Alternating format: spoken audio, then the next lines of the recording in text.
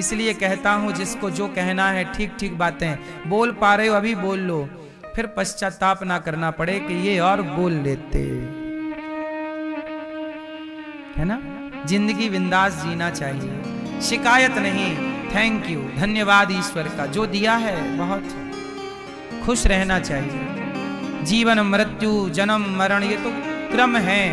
मैं भी कितने दिन का हूं, दिनों दिन मैं घटता जा रहा हूं, दिनों दिन आप घटते जा रहे हैं। आज का सूर्यास्त होते ही मेरी जिंदगी का एक दिन कम हो गया कि नहीं? आज का सूर्यास्त होते ही आपकी जिंदगी का एक दिन और पाया कुछ नहीं, आपने गवाया है साहब। आज का दिन गवा दिया। आज के दिन क्या किया, क्या पुण्य किया आपने? निंदा तो नहीं की, छल तो नहीं किया। छल निंदा चुगली करते हुए तो दिन नहीं समाप्त हो रहे हैं, सेवा करते हुए दिन समाप्त हो तो फिर आप आगे जरूर बढ़ोगे, क्योंकि आप कुछ पा रहे हैं। सेवा का धन पा रहे हैं, नाम जप का, कथा श्रवण करने का पुण्य पा रहे हैं। इसलिए कहता हूं मेरे जीवन का आज एक सूर्य अस्त और हो गया। हमारे देखते देखते 2020 चला गया, 2021 चला गया, 2022 चला गया, 2023, 2024, 2025 चला गया। ऐसे करते करते 2026, 27, 28, 30, 40 हम सबके देखते देखते सब कुछ निकल चुका होगा और हम बुढ़ापे के शिखर में पहुंच चुके होंगे। तब वहां से आज के वक्त को पलट कर देखोगे ना तो आप सोचोगे जरूर कि इस जीवन की यात्रा में आपने क्या पाया। मैं आपसे एक सवाल कर लूं, आपने आज तक की इस जीवन यात्रा में क्या प्राप्त किया, क्या क्या पाया आपने? जो पाया क्या वहां के मतलब का है जहां जाना है सबको? ये जो पाया है ये सब यहीं का सामान है, यहीं की व्यवस्थाएं हैं। वहां आगे का क्या पाया आप लोगों ने? जन्म लेता है व्यक्ति, बचपन गुजरता है, जवानी आती है, शादी ब्याह करके भोग विलास में फंस जाता है। उसके बाद बच्चे होते हैं तो जिम्मेदारियां आ जाती हैं, उन्हीं की जिम्मेदारियां पूरी करते करते बुढ़ापा आता है। तब तक बच्चे समझदार हो जाते हैं, बच्चे अपना अपना देखने लगते हैं और आप बुढ़ापे में आपका कोई सहारा बनने का तैयार नहीं होता। आप फिर अकेले के अकेले रह जाते हैं और फिर एक टाइम आता है कि आप गहरी नींद में चले जाते हैं। 4 लोग आते हैं, उठाते हैं, शमशान में ले जाके जला आते हैं। अब तुम्हें कोई जानता भी नहीं है। जब से तुम्हारी राख गंगा जी में विसर्जित हुई है उसके बाद तो लोग तुम्हारे बारे में ना जानना चाहते हैं ना कोई जानता है। मेरे जैसे कितने इस धरती पे आए चले गए। कुछ अच्छा कर लेने वाला अमर हो जाता है, कुछ ना करने वाले ऐसे तो भीड़ में कितने आ रहे हैं कितने जा रहे हैं। कौन किसे याद रखता है आप ही बताओ ना। आपके बाप दादे सब तो मर गए, किस किस को याद है? क्या याद है? आप सब अपने दादा परदादा को सब भूल चुके हो। फोटो ही तो बची होंगी। क्या कर रहे हो फोटो का? कभी कभी जाके माला वाला चढ़ा दिए तो चढ़ा दिए, हो गया काम। क्या हो रहा है? ऐसी हमारी तस्वीर पे कभी कोई माला चढ़ा देगा आपकी फोटो पे। इसलिए मैं नहीं चाहता कि मेरे मरने के बाद मेरी फोटो पे कोई माला चढ़ाए। मैं चाहता हूं मैं जीते जी समाज की सेवा करूं, बिंदास जीऊं, बिंदास सेवा करूं, अच्छा काम करूं और अच्छा काम करके मरूं। मेरे को ये नहीं है कि मरने के बाद लोग मुझे अच्छा कहे ना। आप अच्छा कहो बुरा कहो। गौरी गोपाल गुरुकुल में पढ़ते हैं, आप सब भोजन उन बच्चों को देते हैं तो बच्चों को भोजन होता है। उन बच्चों की शिक्षा में सहयोग आप करते हैं तो कॉपी किताब आती है। यदि आप भी इन बच्चों की शिक्षा में थोड़ा योगदान देना चाहें, थोड़ा सहयोग करना चाहें, बच्चों को भोजन कराना चाहें तो जरूर कराइएगा। एक बच्चे को गोद ले लो, पढ़ाई हमारी ओर से कराएंगे हम। मुझे एक गुरुकुल और बनाना है बड़ा, एक विद्यालय भी बनाना है कक्षा 1 से 12वीं तक। बहुत सारे काम हैं। CBSE बोर्ड का जहां बच्चे पढ़ेंगे, लड़का लड़की सब पढ़ेंगे, सब लोग पढ़ेंगे, कोई भी हो सब पढ़ो। शिक्षा भी और संस्कार भी। बहुत सारे काम करने हैं मेरे भारतवासियों। शिक्षा पर काम करना है और ये सब तब संभव है जब आप सब थोड़ा थोड़ा कमाई करिएगा। कमाओ पर थोड़ा सा हिस्सा कमाई का सेवा में खर्च करो, सहयोग करो। आपके सहयोग से किस बच्चे का भविष्य संवर जाए आप भी नहीं जानते। इसलिए थोड़ा शिक्षा का दान किया करिए, थोड़ा सहयोग करने योग्य हैं किया करिए। गौरी गोपाल गौशाला है, गाय को थोड़ा रोटी का दान, गौ माता को चारा का भूसा का सहयोग करो। गाय के लिए जो आपसे बन सके सेवा कीजिएगा। गाय के लिए चारा, भूसा, पानी, यहाँ खारा पानी है वृंदावन का, हम लोग मीठा पानी खरीदते हैं गौ माता के लिए, टैंकरों में लाते हैं पानी। आप एक दिन के पानी की सेवा कर सकते हैं। एक टैंकर 400 रुपए का आता है, ऐसे 4 टैंकर के लगभग पानी लगता है। तो आप भी एक दिन की जल सेवा गौ माता के लिए कर सकते हैं। इसलिए जल दान करना चाहिए, गौ माता के लिए भूसा दान, रोटी का दान। गौरी गोपाल गौशाला में भूसा रखने के लिए एक 3 शेड बनाना है, उसके लिए आप सहयोग करना चाहें तो यहाँ हजारों संत भोजन करते हैं, फुटपाथ पर रहने सोने वाले। आप भी संतों को अन्नदान करना चाहें तो सहयोग कीजिएगा। ये हजारों संत लाइन में लग जाते हैं, नित्य की सेवा है।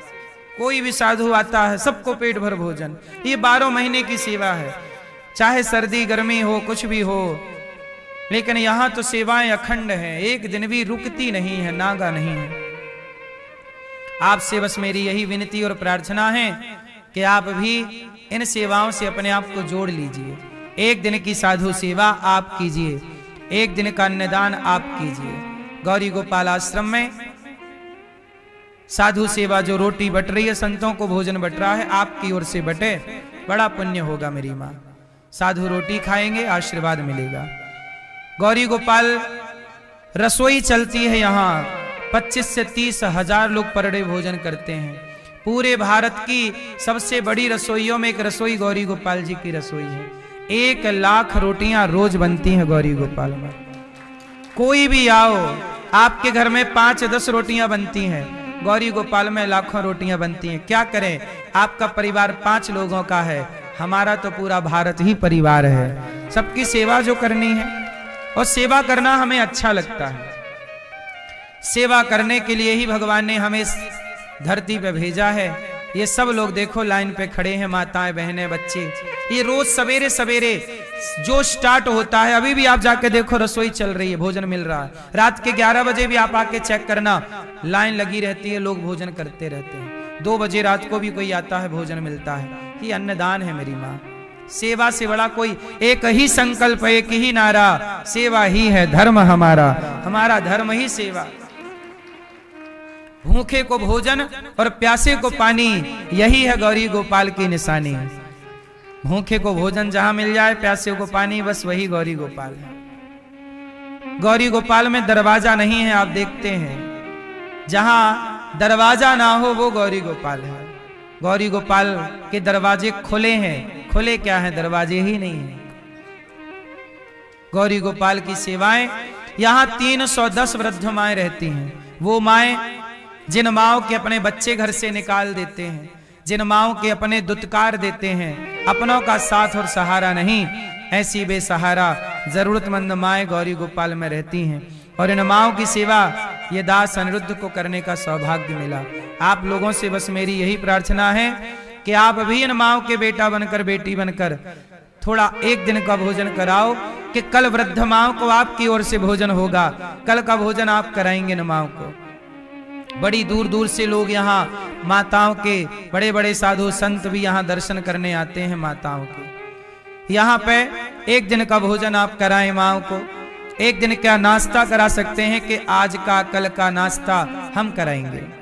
रात्रि का 1-1 गिलास दूध आप बंटवाएं, कि रात्रि का दूध हम बंटवाएंगे 1-1 गिलास इन माओं के लिए, इन माताओं के लिए, गौरी गोपाल में संतों के लिए, रसोई के लिए, शिक्षा के लिए, जो आपसे बने। यहाँ गरीब परिवार की बेटियों का विवाह होता है। कुछ दिन पहले यहाँ गरीब परिवार बेटियों का विवाह था, आगे पुनः यहाँ बेटियों का विवाह, जो गरीब परिवार की बेटियां, उनका विवाह। आप कन्याओं के विवाह में भी सहभागी बन सकते हैं। कुछ भक्तों ने माओं को भोजन कराया है, माओं की दवाई के लिए सहयोग किया, तो किसी ने दूध बंटवाया, तो किसी ने नाश्ता, किसी ने संतों को अन्नदान दिया। ऐसे दानवीर महापुरुषों का नाम सुनते हैं। आपको भी ईश्वर ने देने की सामर्थ्य दी हो तो जरूर इन हाथों को बढ़ाइएगा सेवा के लिए। जब आपके हाथ बढ़ते हैं ना, तो भगवान भी अपने हाथ आपके लिए बढ़ाते हैं। नाम सुने से दानवीर महापुरुषों की। बोलिए सदगुरुदेव भगवान की। समुपस्थित सभी श्रद्धालु जनों को जय श्री कृष्णा। चैनल के माध्यम से घर बैठकर कथा का रसपान कर रहे आप सभी श्रद्धालु जनों को जय श्री कृष्णा।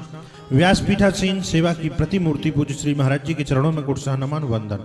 आप सभी ने अभी श्रवण किया कि किस प्रकार सुंदर सी सेवाओं का क्रम वर्षों से गौरी गोपाल आश्रम में चल रहा है और पूज्य श्री महाराज जी नित्य उन सेवाओं को यहाँ पर वर्षों से कर रहे हैं। ऐसी सुंदर सी सेवा से आप और हम भी जुड़ें और ऐसी सुंदर सी सेवाओं तक अपना सहयोग पहुंचाएं। यदि आप भी जुड़ना चाहते हैं, संस्था के अकाउंट नंबर टीवी स्क्रीन पर दिख रहे हैं, आप अपना सहयोग समर्पित करते हुए मोबाइल नंबरों में संपर्क कर आप भी अपना नाम दर्ज अवश्य कराएं। आइए उन महानुभावों के नाम श्रवण करते हैं जिन्होंने अपना सहयोग इन सेवाओं तक पहुंचाया है। श्री कमल सिंह ने, गौरव नेगी जी, कृष्ण नेगी उत्तराखंड से आप 51 रुपए का सहयोग समर्पित कर रहे हैं। आप जन्म दिवस के अवसर पर ये सुंदर सी सेवा कर रहे हैं, बहुत बहुत धन्यवाद। सुमित प्रतिज्ञा रायपुर छत्तीसगढ़ से, संजय कुमार देवरिया उत्तर प्रदेश से, लक्ष्मण साहनी दरभंगा बिहार से, राजीव दिल्ली से 10,000 रुपए का सहयोग समर्पित कर रहे हैं। मुनुआ देवी स्वर्गीय द्वारिका प्रसाद उन्नाव उत्तर प्रदेश से 11,011 रुपए। महेंद्र सोनी देवेंद्र नगर पन्ना मध्य प्रदेश से, संतोष कुमार नायक बोकारो झारखंड से 21 रुपए। धर्मवीर दुआ जालंधर पंजाब से 31 रुपए का सहयोग समर्पित कर रहे हैं। हीरू बहन गुजरात से, दूधी बहन गुजरात से, रीता रंजनी बाई राजकोट गुजरात से और वसी पांडे छत्तीसगढ़ से 11,000 रुपए का सहयोग समर्पित कर रही है। सर्विस दिल्ली से, सीता देवी उत्तराखंड से, अनीस परिहार जी जबलपुर से भी सहयोग समर्पित कर रहे हैं, बहुत बहुत धन्यवाद। आप सभी दानदाताओं के लिए बहुत बहुत धन्यवाद, बहुत बहुत साधुवाद। ऐसी सुंदर सी सेवाओं से जुड़ने के लिए और अपना सहयोग इन जरूरतमंदों तक पहुंचाने के लिए आप सभी से निवेदन है, यदि आप भी ऐसी सुंदर सी सेवाओं से जुड़ना चाहते हैं, संस्था के अकाउंट नंबर टीवी स्क्रीन पर दिख रहे हैं, आप अपना सहयोग समर्पित करते हुए मोबाइल नंबरों में संपर्क कर आप भी अपना नाम दर्ज अवश्य कराएं। आगामी कार्यक्रम की जानकारी टीवी स्क्रीन पर दिख रही है, आप अपना सहयोग करते हुए मोबाइल नंबर में संपर्क कर आप अधिक जानकारी प्राप्त कर सकते हैं। आइए इसी क्रम के साथ चलते हैं पूज्य श्री महाराज जी के चरणों में। जय श्री कृष्णा, जय श्री राधे।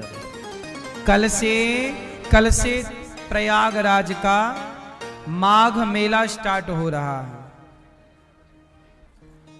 हाँ या ना? तो आज क्या है? आज पूर्णिमा है। आज पूर्णिमा में आप जरूर अन्नदान कीजिएगा और कल प्रयागराज में माघ मेला में अन्नदान स्टार्ट हो जाएगा। अखंड अन्न क्षेत्र वहां चलेगा। आप लोगों से मेरी प्रार्थना है कि आप भी जो माघ मेला में कल से अन्न क्षेत्र स्टार्ट हो उसमें आप लोग भी सहभागी बने और माघ मेला में जो कल्पवासी आते हैं, वहां भक्त जन संत जन आते हैं, माघ में जो स्नान करने भक्त आते हैं संत जन, उन सभी को भोजन प्राप्त हो आप सबके सहयोग से। तो अन्नदान आप भी कर सकते हैं माघ मेला के इस पावन पर्व पर। तो भगवान ने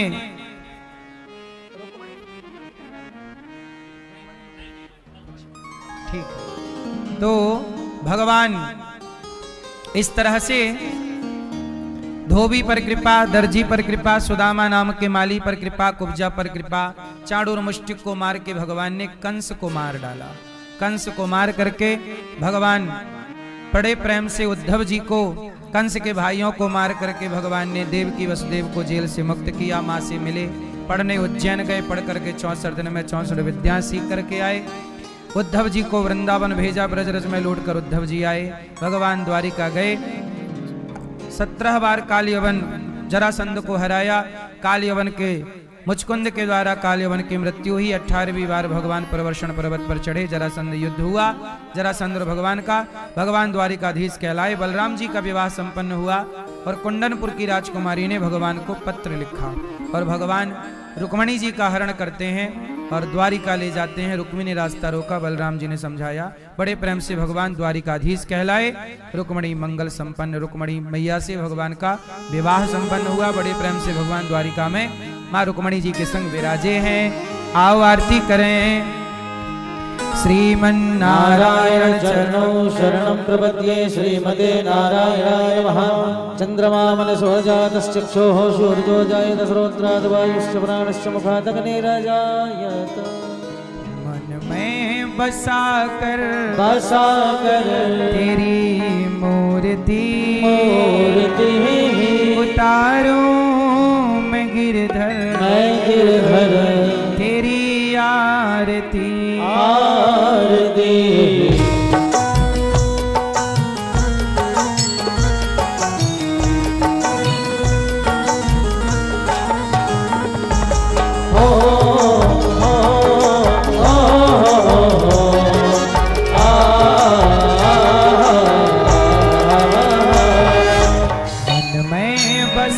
कर तेरी मूर्ति, उतारूं मैं गिरधर तेरी आरती।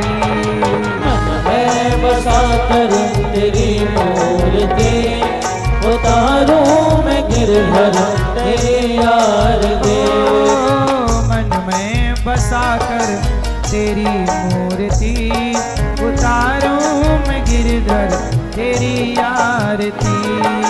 मन में बसा कर तेरी मूर्ति, उतारूं मैं गिरधर तेरी आरती।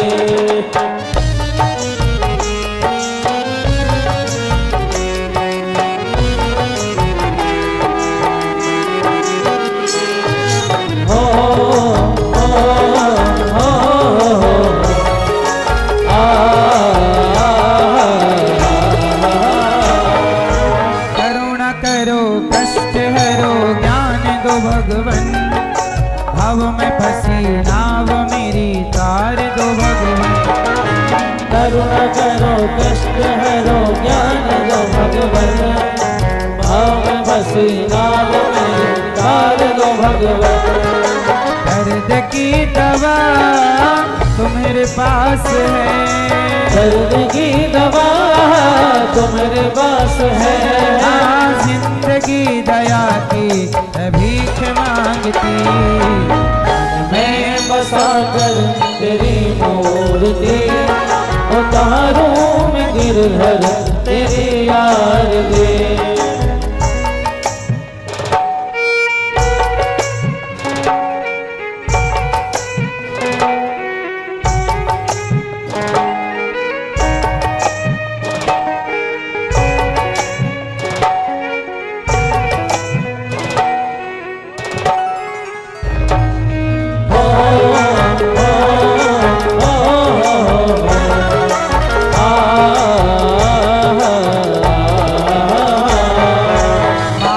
तुझसे क्या मैं यही सोचूं भगवन, जिंदगी जब तेरे नाम कर दी अर्पण।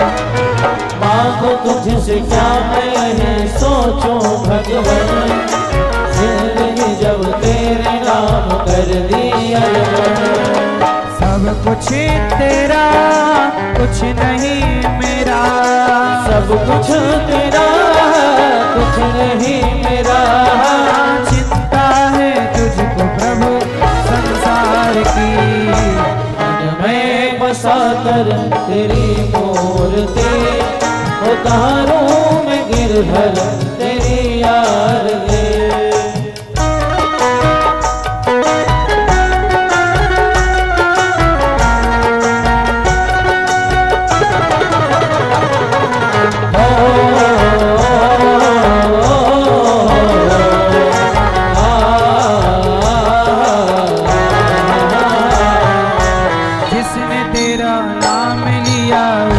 जागे भाग सोते हुए जीवन से अब तो प्राणी जाग। जिसने तेरा नाम लिया उसके जागे भाग, सोते हुए जीवन से अब तो प्राणी जाग। हम है जिंदगी कर लो बंदगी, हम है जिंदगी कर लो बंदगी।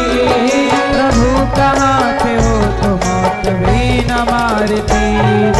मन में बसा कर तेरी मूर्ति, उतारूं मैं गिरधर तेरी आरती।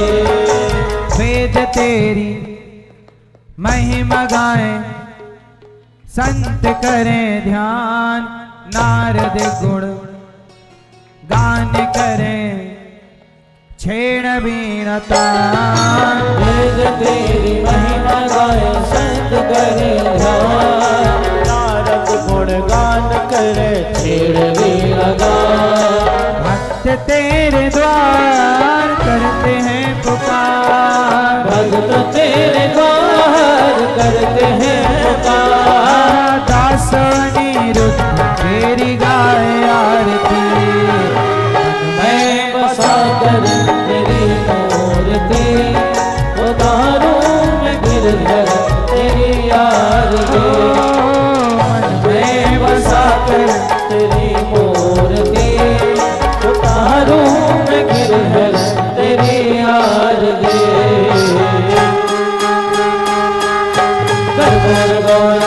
नामावतारं संसार सारं वन्दे सदा वसन्तं हृदयारविन्दे भवं भवानी सहितं नमामि मन्दारमाला कपालमाला शेखराय जगदम्बराय नमः शिवाय त्वमेव माता जगदा त्वमेव बन्धो दुर्गा त्वमेव विद्या द्रविणं त्वमेव सर्वं मम देव देवी गुरुर्विष्णु गुरुर्देवो महेश्वरा गुरुर् साक्षात् परब्रह्म तस्मै नमः अच्युतं केशवं राम नारायणं कृष्ण दामोदरं वासुदेवं हरे श्रीधरं माधवं गोपिका वल्लभं जानकी नायकं राम हरे राम राम राम हरे हरे हरे कृष्ण कृष्ण कृष्ण हरे हरे राम राम राम हरे कृष्ण कृष्ण कृष्ण हरे। आज भगवान ने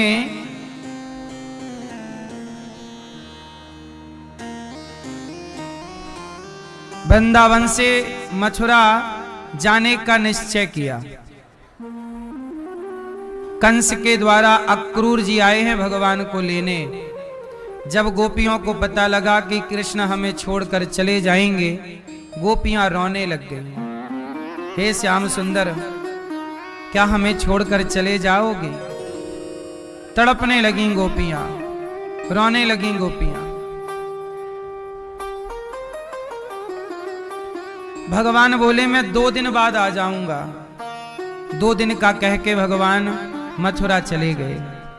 और जब मथुरा पहुंचे तो वहां भगवान धोबी, कंस के धोबी कपड़ा लेकर जा रहा था। कंस के भगवान ने कहा, धोबी मामा राम राम, मामा जी राम राम, ने कपड़ा हमें भी दे दो, हम भी पहन लें। धोबी बोला, तुमने बाप की राज में ऐसे कपड़े देखे हैं? अब तो भैया वो भगवान के बाप तक चली गई बात। तुमने बाप के राज में ऐसे कपड़े देखे? तुमने बाप के राज में ये देखा, ये किया? भगवान ने एक थप्पड़ जमाया जोर से, बाप तक चला गया। ले इतना कस के मारा के धोबी भैया निपट गए।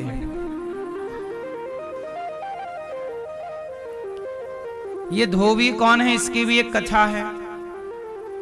ये धोबी भैया पिछले जन्म में वही धोबी हैं जिनके कहने से माता सीता का वनवास हुआ था। क्या हुआ था माता सीता का? क्या हुआ था? वनवास हुआ। माता जानकी का वनवास हुआ।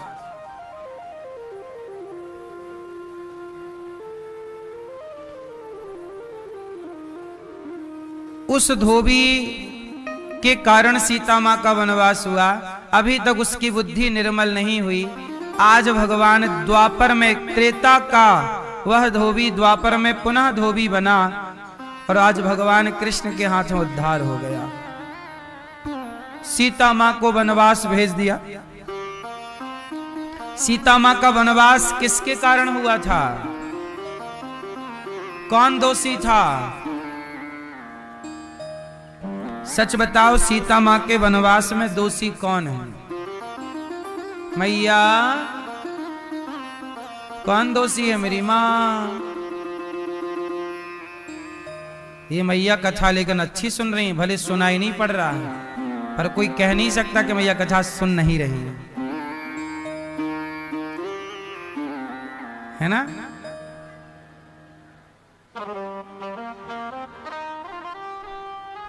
किसके कहने से वनवास हुआ?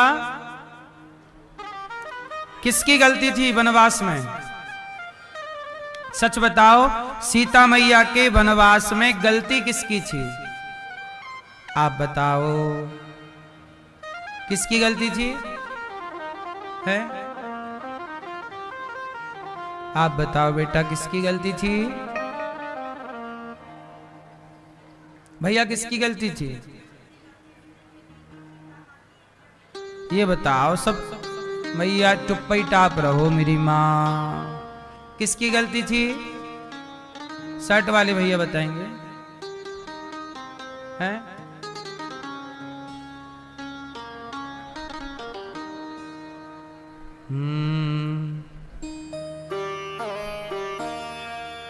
कुछ तो बोलो। आपसे पूछ रहे हैं किसकी गलती थी? हैं? आपके पड़ोसी की?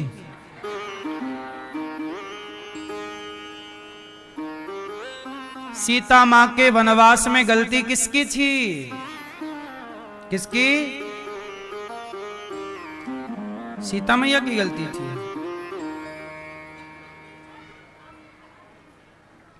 सीता मां के वनवास में राम जी की तो कोई गलती नहीं थी। किसी व्यक्ति के कह देने से कोई पति अपनी पत्नी को घर से थोड़ी निकालता है। ये सवाल रहता है लोगों का। तो राम जी ने किसी के कहने से सीता मां को नहीं निकाला। तो क्यों निकाल दिया फिर? इसलिए निकाला कि सीता मैया स्वयं चाहती थी कि मेरे बच्चे संतों के पास रहें ताकि संतों वाले संस्कार आए, क्योंकि यहां महलों के लोगों की बुद्धि ठीक नहीं है। अब महलों में रहने वाले लोगों की बुद्धि, कैकेयी मां महलों में ही तो रहती थी। तो मैया सीता को लगा कि मेरे बच्चों पर ऐसे लोगों की छाया भी ना पड़े जिनके अंदर छल कपट है। इसलिए पवित्र विचार वाले ऋषि मुनियों के यहाँ मैं अपनी संतान को जन्म देना चाहती हूँ।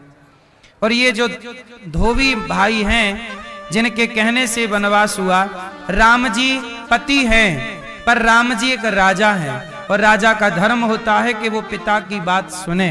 तो प्रजा कह रही है कि हम इन्हें रानी के रूप में स्वीकार नहीं करेंगे। तो उस समय राजा का धर्म क्या था? जो राजधर्म होता है वही राम जी ने किया। मैंने आपको कई बार पिछले सीता माँ के बचपन की कथा सुनाई थी कि सीता माँ ने एक तोती को पकड़ लिया था, पिंजरे में बंद कर दिया था। वो गर्भवती थी, वो तड़प तड़प के मर गई। कहती रही छोड़ दो, सीता मैया छोड़ी नहीं। तब तोते ने शाप दे दिया कि सीता, जैसे तुमने मुझे गर्भावस्था में मेरी पत्नी को मेरे से दूर कर दिया, जब तुम गर्भवती होगी तो तुम अपने पति से दूर हो जाओगी और कारण मैं बनूंगा। वही तोता अगले जन्म में धोबी बनकर आया, जिसके कारण सीता मैया का वनवास हुआ। और वही धोबी त्रेता का इस जन्म में कंस का धोबी बनकर आया, जहां भगवान के हाथों उसकी परम गति सदगति हो गई। दर्जी नाम के माली पर भगवान ने कृपा की, सुदामा नाम के माली पर दर्जी पर भगवान ने कृपा की, और सुदामा नाम के माली पर भगवान ने कृपा की। कुब्जा पर भगवान ने कृपा की। कुब्जा पर भगवान ने कृपा कर दी। कुब्जा टेढ़ी थी, कुबड़ निकली थी। भगवान ने कहा अरे सुंदरी। ये कुब्जा कौन थी? ये भी त्रेता युग की थी। त्रेता युग के बहुत लोगों को भगवान ने द्वापर में लाके फिनिश किया, उनका उद्धार किया, सदगति हुई। क्योंकि उस जमाने में उस समय ये उद्धार नहीं हो सकता था। जैसे ये कुब्जा कौन है? पिछले जन्म में कौन थी ये? सूपनखा। रावण की बहन का नाम क्या था? सूपनखा। सूपनखा रावण के बहिनी। अच्छा, ये रावण और रावण की बहन ना, ये दोनों भाई बहन का आचरण अच्छा नहीं है। ये दोनों भाई बहन ठीक नहीं है। क्यों? सही बता मेरी मां, दोनों के आचरण सही है? सही है?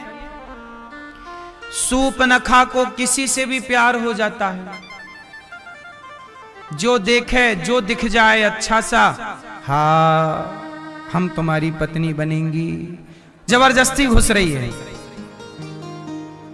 कह रही है हमसे ब्याह कर लो। राम जी से क्या कह रही है?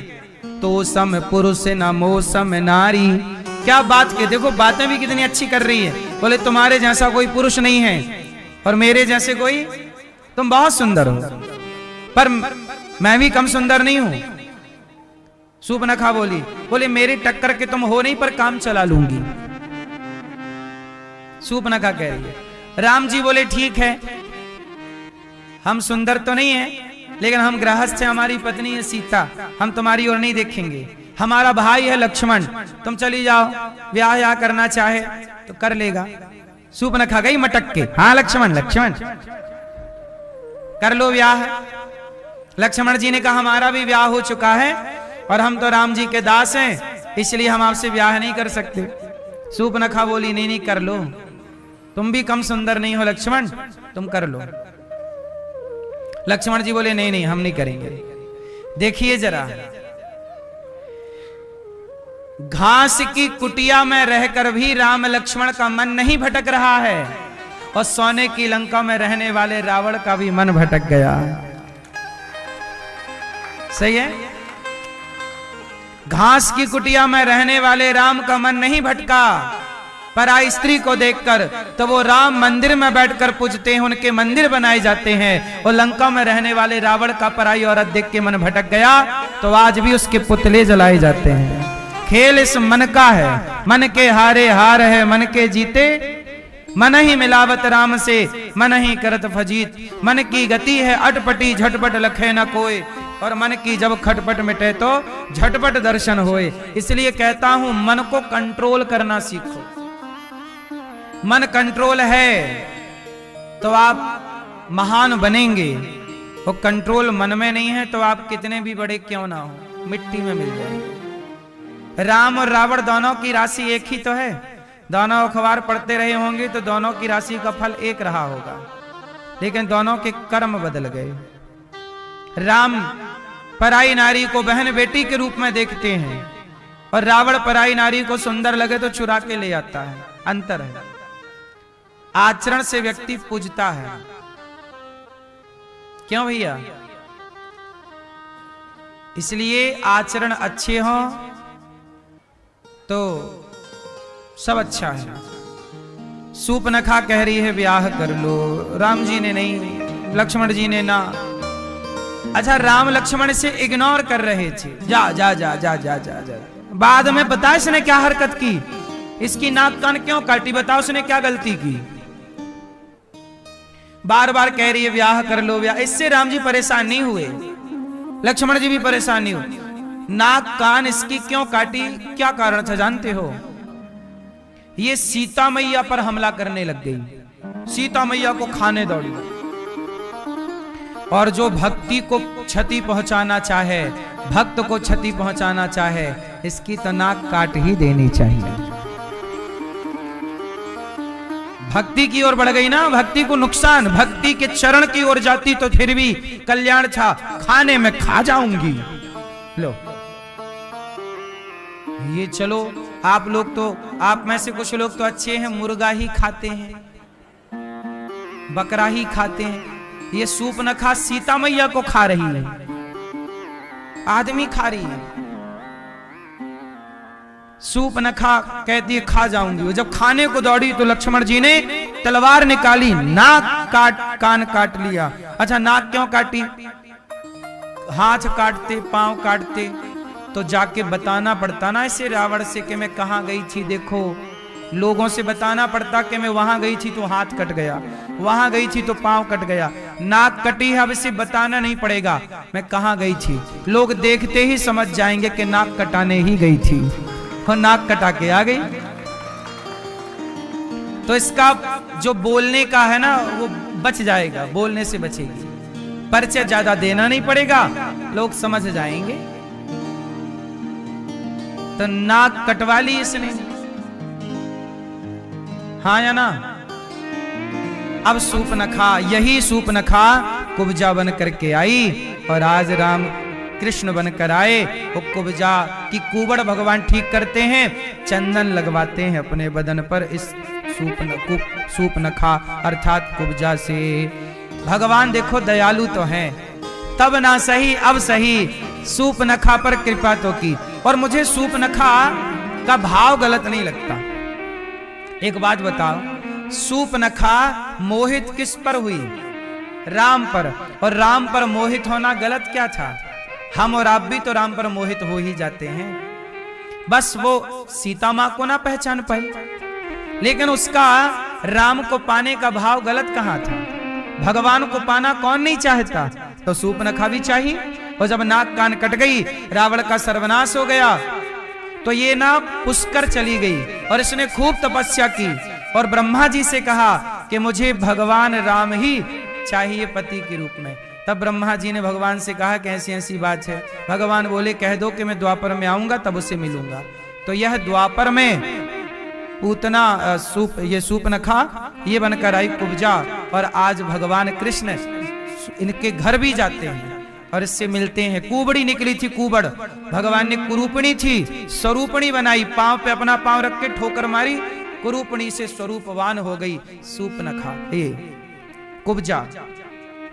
ऐसे भगवान दयालु हैं, सबसे प्यार करते हैं, सबको गले लगाना चाहते हैं। जाने अनजाने में कोई भगवान की शरण में आ जाए, किसी भी भाव से भगवान उसे स्वीकार कर लेंगे। देर लग सकती है, माना कि आज नहीं कल, पर भगवान की अदालत में स्वीकार सबको करते हैं, चाहे वो पापी से पापी क्यों ना हो, पुण्यात्मा से पुण्यात्मा क्यों ना हो। भगवान ने कुब्जा पर कृपा की, चंदन दिया उसने, इतना सा दिया, भगवान ने इतना दे दिया, ले जा, अपने आप को ही दे दिया, ले मुझे ही ले ले। इतना सा चंदन लेकर भी रीझ जाते हैं भगवान। सुदामा जी ने चावल दे दिए, रीझ गए। कुब्जा ने चंदन दे दिया, रीझ गए। शबरी ने बेर दे दिया, रीझ गए। इतने से में भगवान तृप्त। आप लोग हैं कि इतना होने के बाद भी शिकायत करते हैं। आजकल लोग भगवान से बहुत शिकायत करते हैं, सवेरे से शाम तक कुछ भी हो जाए भगवान से शिकायत।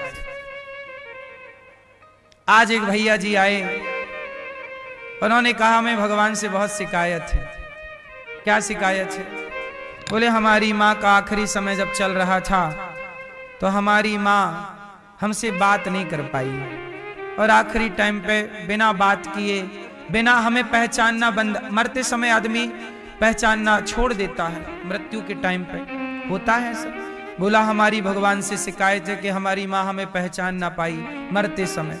हमने कहा भाई साहब सारी जिंदगी तो पहचाना उसने, आखिरी समय उन्होंने ईश्वर को पहचान लिया, लेकिन शिकायत है।